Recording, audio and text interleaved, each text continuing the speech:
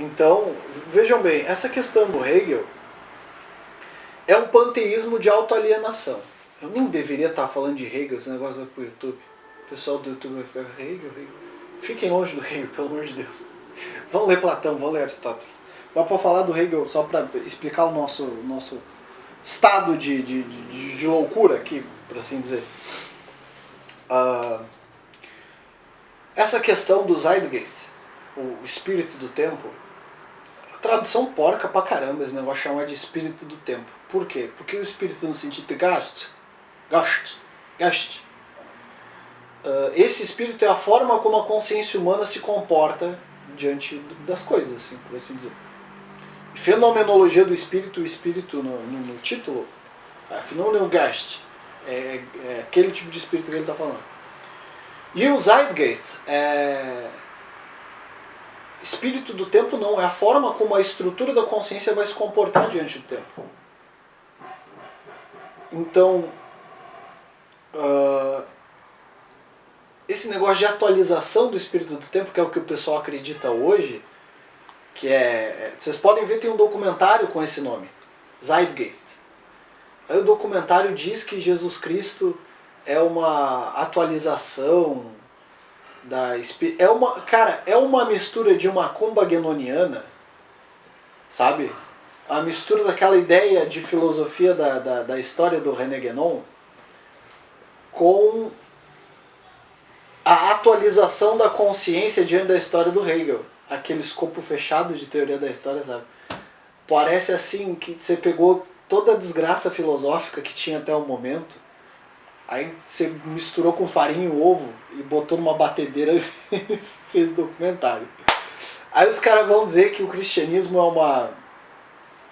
é uma atualização da espiritualidade e que ele é baseado nos deuses egípcios, que os egípcios, Horus teve 12 discípulos igual Jesus, e umas gnose braba do caramba também, e com uma série de omissões teológicas, que tem categorias teológicas que não estão nem no judaísmo, são uma coisa do cristianismo mesmo. Não tem como. Essa questão da escatologia da Nova Jerusalém, isso é uma coisa que só o cristianismo tem. A questão da revelação, o Apocalipse é a revelação, não é? Isso tudo são categorias que só o cristianismo tem. Aí, essa questão do Zeitgeist, ele te desenraiza da estrutura histórica. É como se você fosse uma plantinha e ele vem assim e te arranca. O que vai acontecer? Você vai secar. Você fica sem orientação porque não tem acesso à experiência da humanidade. A humanidade viveu até agora. Esses caras aprenderam alguma coisa. É como se cortasse o meu acesso a isso. Como se tirasse o meu acesso a isso. Isso que seria essa versão moderna de Zeitgeist. O espírito do tempo. Vamos viver o que diz o espírito do tempo aí hoje? Qual é a boa do dia? Mas meu filho, se eu for tratar as coisas assim, eu não tenho nem linguagem. Não tenho nem linguagem. Veja se os gregos fizessem isso, onde nós estaríamos? Não é? Nós não teríamos porcaria nenhuma. Porque eu tenho necessidade de acessar isso que nós chamamos de tradição. Isso que nós chamamos de tradição é a experiência e o conhecimento dos sábios que foram anteriores a nós. Então a história não é fechada, nem fatalista, como é no marxismo, no hegelianismo, naquela teoria do Feuerbach, no positivismo do Augusto Comte, que tem as 3 eras, e a era da teologia, a era da metafísica, primeiro vamos começar assim, A metafísica veio antes da teologia. A forma ocidental de teologia é depois do Aristóteles. A metafísica aí já tem guru, né? Mas enfim. Aí tá, o cara vai dizer que teve a teologia, depois teve a metafísica, depois teve... E aí estamos na era positiva, que é a era da ciência. Isso é uma ruptura. Tipo, não precisa acessar a sabedoria dos caras que vieram antes. Você lê aqui o que eu escrevi e a verdade é isso aqui, ponto. Então, isso nos faz perder de vista os objetos. nos faz perder a orientação diante dos objetos também. Porque se alguém não me ensina que isso aqui é uma xícara e que isso aqui é feito para botar café, água, não sei o quê, vocês imaginam que eu invento de fazer outra coisa com isso aqui? Eu pensei uma coisa que eu ia dizer, com a pessoa também, deixa quieto. Mas vocês imaginam que eu uso isso aqui? Isso aqui é uma arma de arremesso. Vamos usar um exemplo assim. Isso aqui é uma arma de arremesso. Aí eu vou para uma guerra atirando isso aqui e o outro cara do outro lado tá me atirando uma granada. Você imagina isso?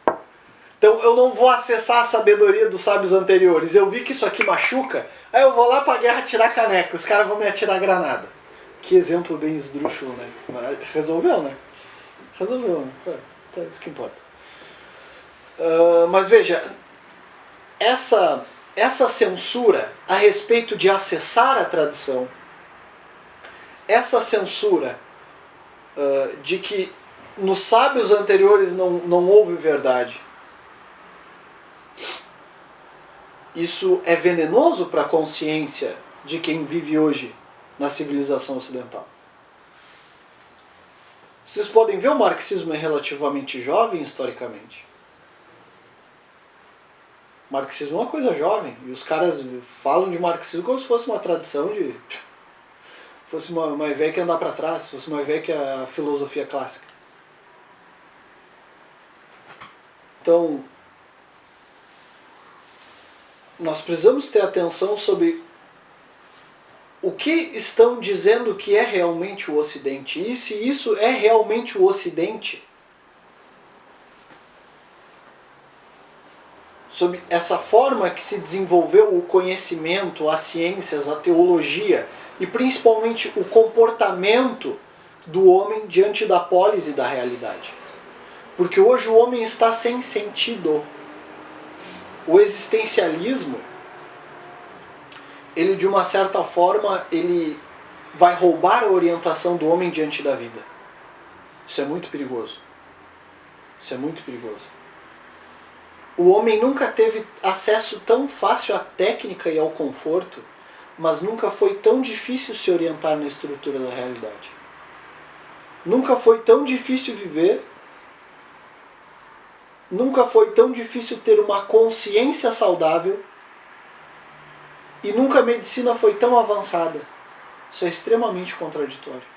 Nós colhemos os frutos da técnica da nossa civilização, mas nós somos censurados em acessar a forma e a orientação como esses sujeitos viviam e enxergavam a vida. Agora tem um hypezinho com os estoicos, né? Resiliência, tal. Tem uns estoicos aí virando best-seller. Mas tudo isso já foi absorvido pelo cristianismo. O próprio apóstolo Paulo disputou, eu não me recordo agora qual é a cidade, mas está lá em Atos 16. Ele vai discutir com os estoicos e os epicureus, e ele converte gente. Então o cristianismo já absorveu isso aí. Não faz sentido. E mesmo, vocês querem um exemplo de um cara que ele não era religioso e ele estudava teologia? O próprio Ortega. Ortega tinha um repertório teológico riquíssimo. E sabia se orientar na vida a partir desse repertório. Mesmo não tendo pensado, ele era agnóstico, né? Ele se negava a pensar essa questão sobre Deus. E tinha uma tendência, uma inclinação ao ateísmo. E diz que ele se converteu no fim da vida. Só no fim da vida.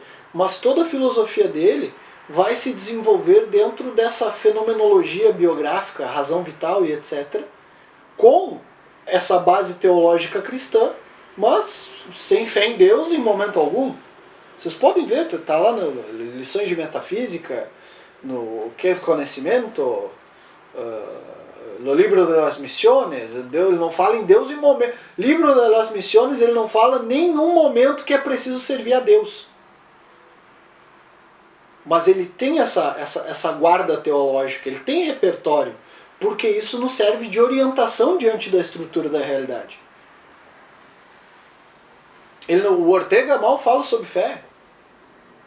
Ele fala sobre fé quando é para falar mal do pessoal da fenomenologia que usa isso para obscurecer a razão do homem.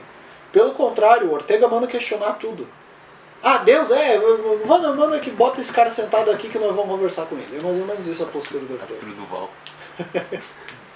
Não, mas porra, é até sacanagem fazer uma comparação dessa, né, meu? O cara com 200 mil livros, o cara que foi o tutor do Ortega, do Zubiri, cara, pelo amor de Deus.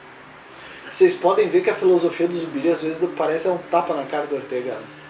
Existe uma pergunta filosófica sobre Deus. Se esse sujeito aí não perguntou, ele está errado. Não quero saber. Existe uma pergunta filosófica sobre Deus.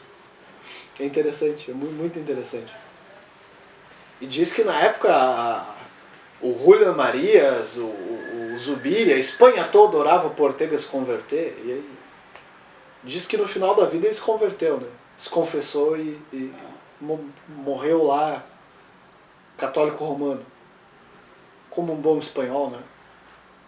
Mas não se sabe, a gente só tem esperança, né?